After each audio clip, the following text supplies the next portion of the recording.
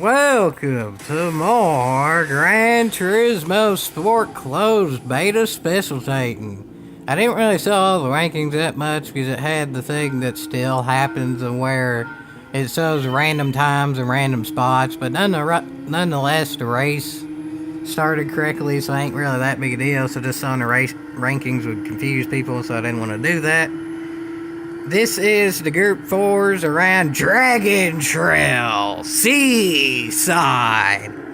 And I'll go ahead and say this right now. I ain't necessarily the best with this car and track combination. I'm pretty good with this car, and I'm okay at this track. This ain't my favorite track, but other than the Cicada Chaos, I'm not bad here.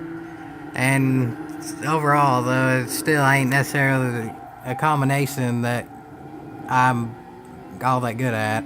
I guess for this is a really stable car, and this is a sort of dangerous track. The set doesn't really mix all that well for me, I guess.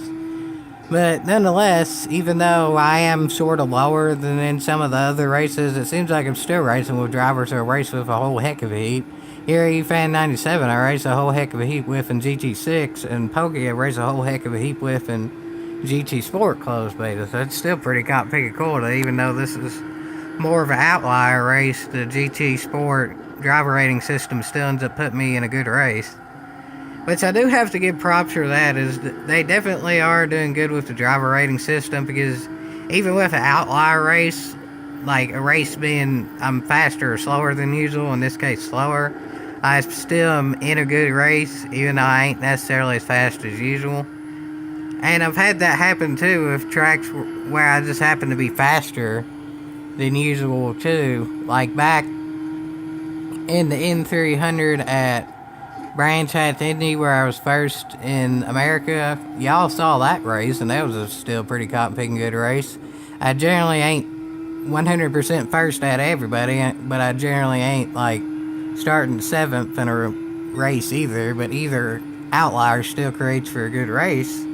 So that is pretty cotton-picking cool, folks, that even though some of the races aren't as consistent as others of where I started, it still is good racing.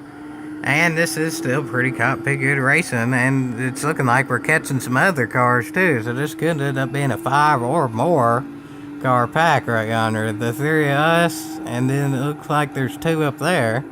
So that's pretty cool, folks. We got 2 GTRs battling with each other, slowing each other down, and then ERU Fan 97 and Pokey battling, which is helping me catch up to them. And then, yeah, a 5-car battle. That's pretty cool, folks. And, I mean, I ain't gonna necessarily say I can win the 5-car battle, but I'm definitely gonna try to. And I've raced with drivers who I have a lot of experience racing with, so I shouldn't necessarily have to worry about being taken out by any of them. Here, Fan 97 raced in DRL, which is dirty, but he also raced in XFIA, which is clean, so he seems to race as clean as anybody. And Pokey always races clean, so that's good, folks. I'd much rather have a clean race, especially around here. That's for sure. And Cicada Chaos, I can't really complain too much if people aren't necessarily clean through here, because that's a hard turn.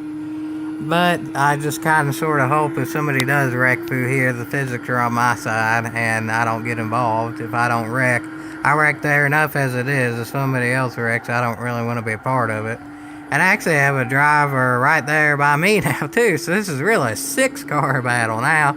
I'm sort of kind of at the tail end of this battle, but I do have another car behind me that may be a draft. And I think I do have the tail end of the draft. Like, I ain't completely out of it, but I ain't really all that much in it either. But as long as I'm at my max, I think I can still catch them, because all of them are still battling. And they may have gained a little bit on me in that straight, because here Fan 97's leading the gaggle of cars, and he's in a good straightaway car, so they just got a better draft off him. But now that we're back in the turns and they're battling again, I might be able to end up catching back up to that general pack. And it looks like another driver that's falling towards the back of the pack is someone who I haven't raced with yet, so I'll see how that ends up going, folks. I guess that is something different again, is for that driver, the race ain't really an outlier. This is about where he generally is in a race, which I'm not saying that good or bad. That's just, I mean, overall, he's still a really good driver to be racing with these drivers in general. but generally I'm ahead of him to the point where we don't usually get good racing. So yeah, this should be something different to race with this driver, and let's see how good of a race that becomes. I'd assume pretty pretty good, given that he's raced with the other two that's ahead of him for a while, and it's gone out well. So, yeah, it's looking good so far, folks. It's looking good so far, and wish me luck around this start though, because I ain't so good around this one. But oh well, Jiminy Cricket. I say running good and all that, and then he messes up through there, and I got exactly what I couldn't really afford to get, is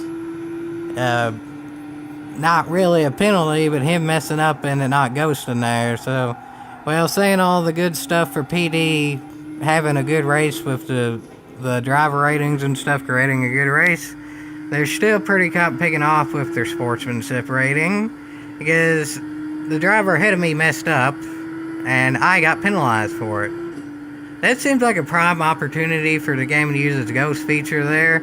If a driver messes up and the driver behind him can't avoid it whatsoever, which I couldn't there, I turned as quickly as I could there off the turn, and I just couldn't, the car just physically couldn't turn in time.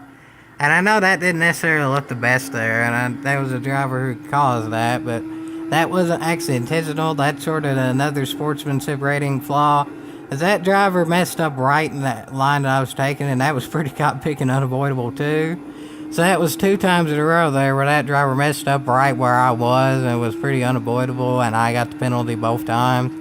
The second time was a little bit more excusable because it wasn't a downright wall hit. It was just, I think he got loose in a turn. But that first time is a bit just over the top there, PD. If a driver downright hits a wall and clobbers it, that driver should go ghost. That just makes sense. In real racing, if a driver hits a wall that hard, it's going to be a caution, and the cars are going to slow down anyway. Where this game doesn't have cautions, and I don't know if the main game will or not, I haven't really seen any announcement for it, they should make the driver go ghost. I think that would be the most realistic thing to do, because in real life, that wreck probably wouldn't happen anyway, because everybody would slow down if a driver did hit a wall. So, yeah, that just makes sense in my humble opinion. But, whatever. They have good driver rating, but their sportsmanship rating could definitely use some improvement. But as I've said in other videos with other circumstances, it's one step forward and one step back, I guess. Until I ended up being in a wrong place at a wrong time with that driver. I was in a pretty good race. And, I mean, that was... I don't think that was necessarily that driver being dirty, but...